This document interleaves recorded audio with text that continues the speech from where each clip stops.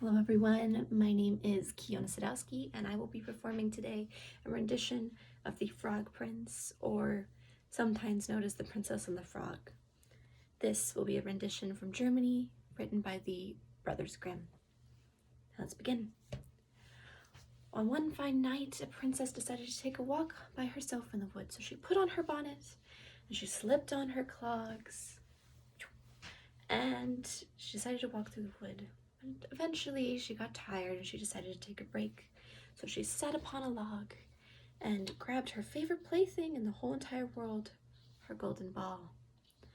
She began to toss it, catch it, toss it, and catch it, toss it, and catch it, until one time she tossed and it rolled, because she threw it way too high, and it rolled into a pond.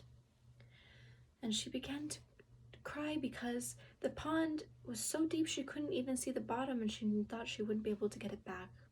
So she cried out, "Oh, what I would do for someone to grab this ball for me. I would give them all of my riches and clothes and jewels. I'd give them everything that I had." And suddenly, out of the pond popped a frog. And the frog said, "Dear princess, why dost thou weep?" And the princess looked at the frog and she said, "Oh, nasty frog, what could you do for me? I have dropped my golden ball into the pond. What do you want?"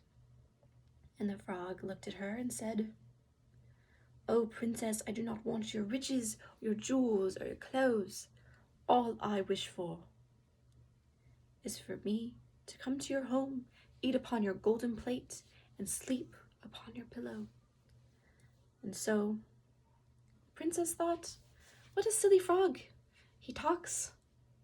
He thinks that he can even get out of this pond and come and live with me in my home.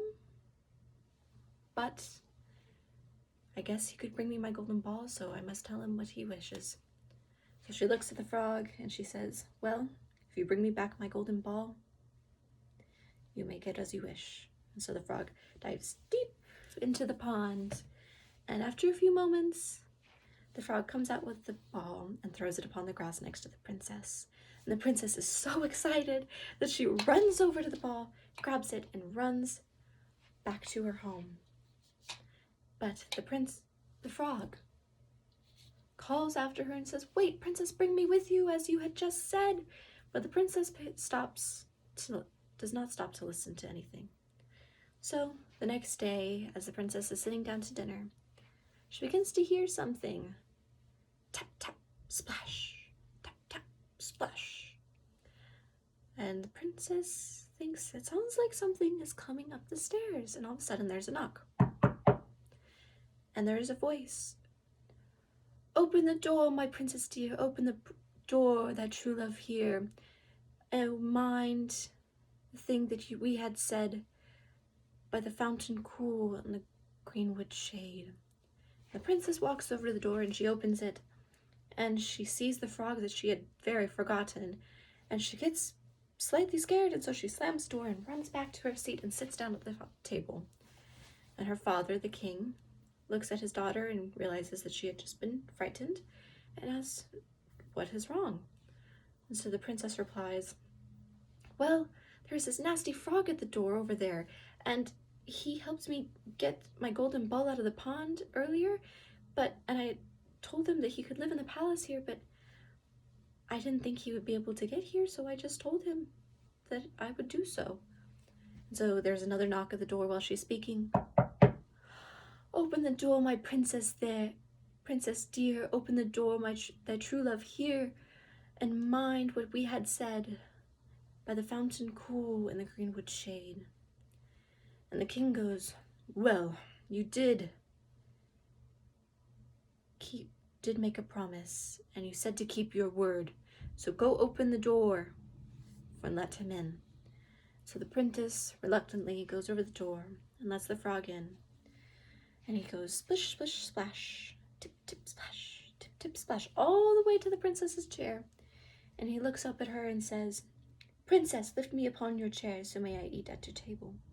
And so she lifts him up on her chair, and then he looks at the princess again and says, Move your plate so I may eat upon it. And so she moves the plate closer, and he eats as much as he can until he says, I am tired. Please bring me upstairs to your bedroom so I may sleep upon your pillow. So reluctantly, the princess goes upstairs and lets the frog sleep on her pillow. And as soon as dawn breaks, the frog jumps off the bed and goes away. And the princess is delighted. She thinks that the frog is gone and she has nothing to do with it anymore. But she was mistaken. Later that day, the frog comes back, knocks on the door, tells her to open it. Open the door, my princess dear, open the door that you love here. Mind what we said by the fountain cool and the greenwood shade. And so she opens the door again, lets him sit upon her chair, eat her food, and lets him sleep upon her pillow.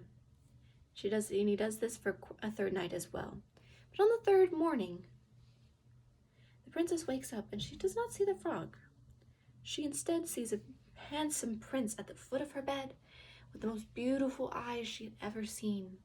And he tells her, Princess, I was cursed by a spiteful fairy, and the only way I could break the spell was if I had eaten it. A princess had taken me into her castle, let me eat upon her golden plate, and let me sleep upon her bed for 3 nights. And thanks to you, I was able to break the spell, and now all I wish to do is to bring you back to my kingdom, marry you, and love you every day and live happily.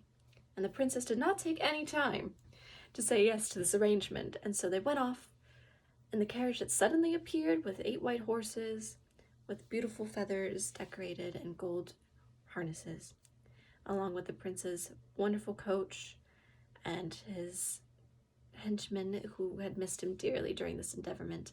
And they left the king and they went all the way to the prince's kingdom, and they lived for many years very happily and were very much in love. The end.